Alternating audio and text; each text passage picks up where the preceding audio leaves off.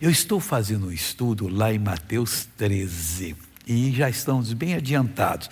Mas como você talvez não assistiu nenhum desses cultos, eu vou fazer uma ligeira recapitulação para você aprender o que Deus está fazendo. Diz o seguinte aqui no Mateus 13, versículo 1. Tendo Jesus saído de casa naquele dia.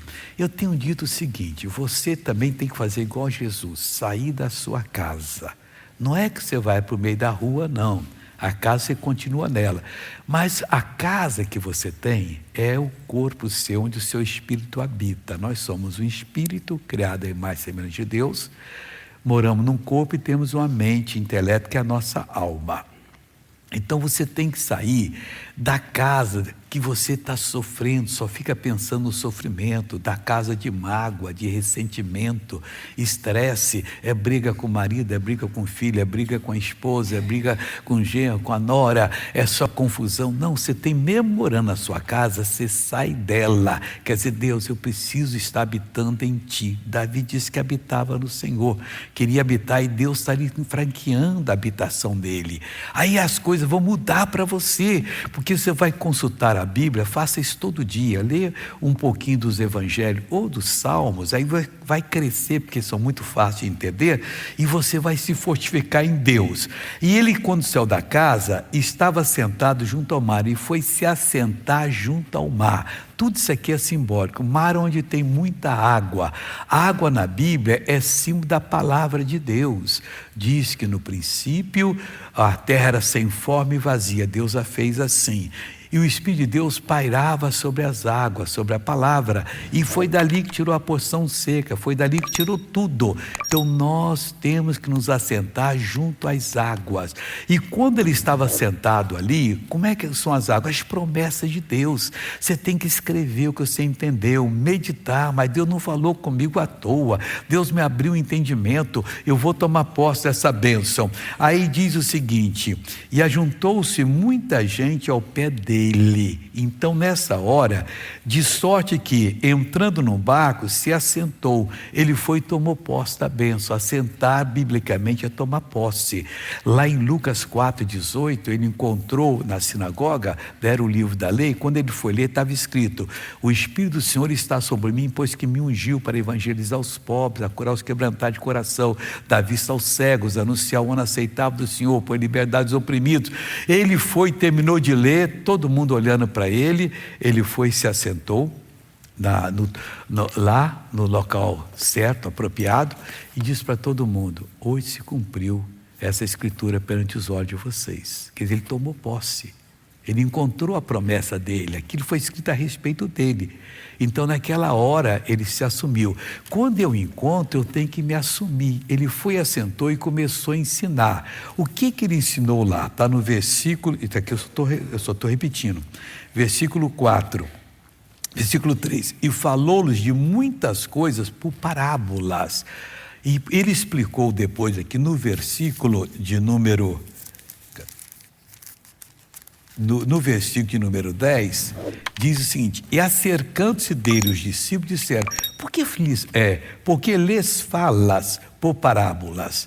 E ele respondendo disse-lhes: porque a vós é dado conhecer os mistérios do reino dos céus, mas a ele não lhes é dado. Então a nós, pessoal, eu, você, quem é de Jesus, é dado conhecer os mistérios do reino dos céus. Ele pregou a palavra por parábolas, mas o pessoal entendeu só uma história bonita, mas os discípulos entenderam a coisa. Então dessa maneira que ele alimenta a gente. A cada um ele fala segundo a nossa capacidade. Se você é um desperdiçador, ele dá a revelação, você não assume, ele vai parar de dar a revelação para você, vai deixar você sofrer um pouco até que você acorde desperto e diga a Deus: na verdade eu tenho que tomar posse da bênção, e eu vou tomar posse. Deus pode mudar a sua vida e mudará aqui hoje se você crer. Se não crer, não adianta, não vai mudar. Ontem nós tivemos aqui no culto das 14 horas, uma senhora que estava com os 2 seios, esse para tirar esses dias, câncer, tomou tudo, e esse outro aqui. Aí eu disse para ela assim: só não pude levantar o braço? Não, só assim. Então levanta. Ela foi, levantou aqui. E agora? Não estou sentindo mais nada? Irmãos, isso é Deus fazendo, mas se fez nela, por que não faz na outra pessoa? Porque a pessoa não crê. Ele não quer, Deus não tem separação de pessoas, para Ele tanto faz ser o rico, o pobre, o alto, o baixo, o gordo, o magro, o escuro, o claro, para Ele é a mesma coisa, irmão. Nós somos iguais diante do Senhor Deus, e temos que ser iguais, temos que nos respeitar, porque Ele quer operar você, Ele quer fazer na sua vida. A promessa é sua, agarre a promessa e creia. Ele ensinava por parábola, uma maneira de comparação, diz que o semeador saiu a semear. Voltando aqui no versículo 3, falar muitas coisas por parábola, eis que o semeador saiu a semear. Semeador tem que semear. Você, se morasse na roça, no tempo de plantar, se você não plantar, você não ia colher nada, você ia morrer de fome. Então nós somos de Deus para semear a palavra nos corações, e nós vamos colher depois o que? As revelações de Deus. Quando estamos semeando, Deus está falando conosco. Não tem coisa melhor do que contar de Jesus para uma pessoa que não conhece Jesus. Uns são meio arredios, porque ainda estão muito na mão do inimigo, aí até agride a gente com palavras. A gente não liga e vão fazendo até quebrar aquela resistência. E diz o seguinte: e quando semeava, uma parte da semente caiu ao pé do caminho, e vieram as aves dos céus e comeram-na. Eles só pensaram nessa historinha bonita que Jesus disse, mas os discípulos entenderam. Nós somos semeadores. E quando jogamos, chamar semear a lanço, assim que faz. Tem várias maneiras de semear. Você vê o vento como é que está soprando para cá, você dá as costas para o vento e faz assim, aí ele leva a semente e planta aquela semente. Mas uma parte caiu à beira da estrada, do caminho, e vieram as aves dos céus, que aqui significa os demônios, e comeram aquela semente. Mas o que nós fazemos? Você pega a semente e depois tenta semear, porque você lida com uma pessoa só. Aqui ele estava lidando com a multidão, como ele estava falando ali, tinha muita gente, ele então estava lançando a semente.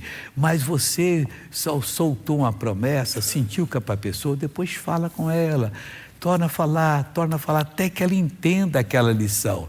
E se não entender, vai perder, porque as aves dos céus vão comer aquela semente. Mas se Deus deu para você o entendimento, elas não vão comer de você, e você pode repetir. Está vendo aquela promessa que eu dei para você? Você não pegou, aquela promessa é sua. Você sabe da melhor coisa? Ela está valendo hoje.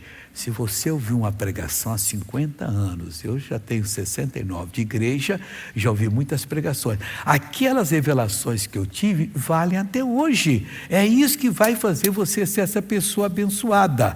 Aí diz mais aqui, outra caiu em pedregais, onde tinha pedra, onde não havia bastante terra, e logo nasceu, porque não tinha terra profunda, não tinha muita terra. E o que ocorreu com essa aqui? Mas vindo o sol, queimou-se e secou-se, porque não tinha raiz. Qual é a explicação? O sol aqui são as provações da vida. A pessoa começa bem, está toda eufórica. Quem não gosta de ouvir o Senhor falar, Ele nunca falou nada errado. Mas aí a pessoa tem uma aprovação e não quer mais seguir a Jesus. Vai ter mais. Se ela tivesse sido ensinada, e nós podemos ensinar, e isso é questão da congregação fazer, cada um com seu amigo, evangelizando, sendo paciente. Tem gente que leva anos para abrir o entendimento, é familiar, é amigo, e não abre, e você vai orando, vai intercedendo. Meu irmãozinho, se você gastar a vida toda e ganhar uma pessoa só, diz o Senhor Jesus que vale mais do que todo o ouro desse mundo, vai ser retribuído para você na eternidade. Você já fez uma grande coisa. Se ganhar 2, nem se fala. Se ganhar 20, 200, 2.000, então você vai ser uma pessoa muito poderosa. É o que Deus está falando para nós. Nós temos que pegar isso, porque Deus opera em nome de Jesus. Amém?